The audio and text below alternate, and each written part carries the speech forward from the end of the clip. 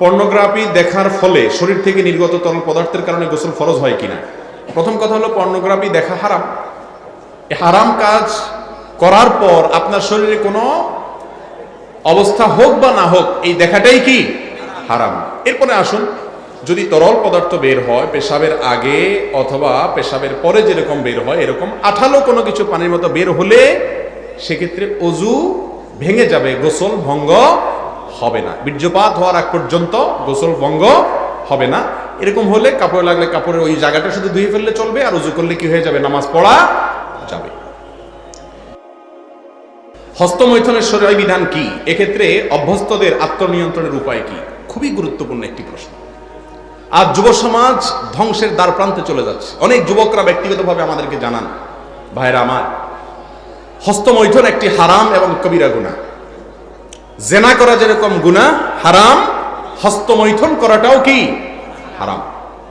আল্লাহ রাব্বুল আলামিন কোরআনে কারীমে সূরা মুমিনুন 18 নম্বর পারার প্রথম সূরা, আল্লাহ তাআলা বলেছেন, ওয়াল্লাযীনা হুম আনিল লাগবি ওয়াল্লাযীনা লিফুরুজিহিম হাফিজুন ইল্লা আলা আজওয়াজিহিম আও মা মালাকাত আইমানুহুম ফাইন্নাহুম গায়রু মালুমিন ফামান ইবতাগা ওয়ারা যালিকা ফাউলাইকা হুমুল আদুন।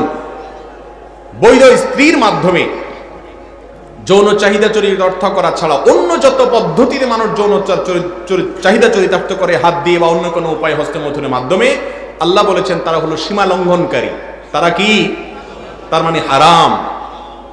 একটি যঈফ হাদিসে এসেছে, লাআনাল্লাহু নাকে হাইয়াদি, যে ব্যক্তি হস্তমৈথুন করে আল্লাহ লানত তার উপরে বর্ষণ হয়। যদি এই হাদিসের সনদ নিয়ে অনেক মুহাদ্দিসগণ আপত্তি তুলেছেন, কিন্তু এই ব্যাপারে পৃথিবীতে কোনো আলেমের দ্বিমত নাই যে হস্তমৈথুন করা একটা হারাম কাজ, একটা হারাম। এটা দুনিয়ার জন্য যেমন ধ্বংস, আখিরাতের জন্য ধ্বংস অনিবার্য। মুশকিল হলো এই নেশা থেকে বাঁচতে পারে না যুবকরা। বাঁচার জন্য কয়েকটা পরামর্শ। নম্বর 1, হস্তমৈথুন থেকে বাঁচার জন্য সবচেয়ে কার্যকর হলো যে সমস্ত হারাম জিনিস দেখার কারণে হস্তমৈথুনের আগ্রহ জাগ্রত হয় সেগুলো দেখা বন্ধ করা।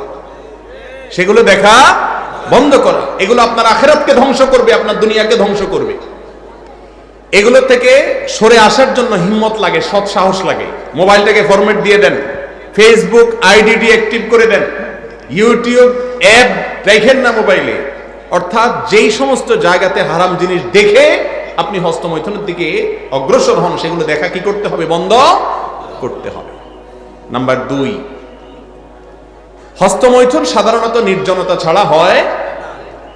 যথাসম্ভব নির্জনতা অ্যাভয়েড করতে হবে। যথাসম্ভব নির্জনতা কি করতে হবে? যাতে একাকী রুমে না থাকেন, কোন একজন বন্ধু যেন থাকে, কোন একজন মানুষ যেন থাকে। একা একা যথাসম্ভব থাকবেন না। রুমে থাকলে দরজা কখনো আটকাবেন না। এক কথা, নির্জনতাকে এড়াইয়া চলবেন। এগুলো নিজেকে সংশোধন করার জন্য সংগ্রাম। নাম্বার 3, আল্লাহর কাছে একটু মনে মনে দোয়া করবেন নামাজের পরে, আল্লাহ আমার ক্ষমতা না নিজেকে নিয়ন্ত্রণ করা। আল্লাহুম্মা আতি নাফসি তাকওয়াহা ওয়া যাক্কিহা ওয়া আনতা খায়রু মান যাক্কাহা। আল্লাহ আমার মনটাকে কন্ট্রোল করা, শয়তানের প্ররোচনা থেকে আমাকে বেঁচে থাকার মতো শক্তি আপনি দেন, আপনি আমাকে বাঁচায় দেন। আল্লাহর কাছে কি করবেন? দোয়া করবেন। এগুলোর মাধ্যমে ইনশাআল্লাহ আল্লাহ তাআলা আমাদেরকে হেফাজত করবেন। আর সর্বশেষ এবং 4 নম্বর হলো, বিবাহ করার ন্যূনতম ক্ষমতা থাকলে দ্রুত বিবাহ করে ফেলবেন। আর প্রবাসীরা খুব দ্রুত প্রবাস শেষ করে দেশে চলে আসবেন। এগুলোর মাধ্যমে ইনশাআল্লাহ হস্তমৈথুন থেকে নিরাপদ হওয়ার সুযোগ ইনশাআল্লাহ তৈরি হবে।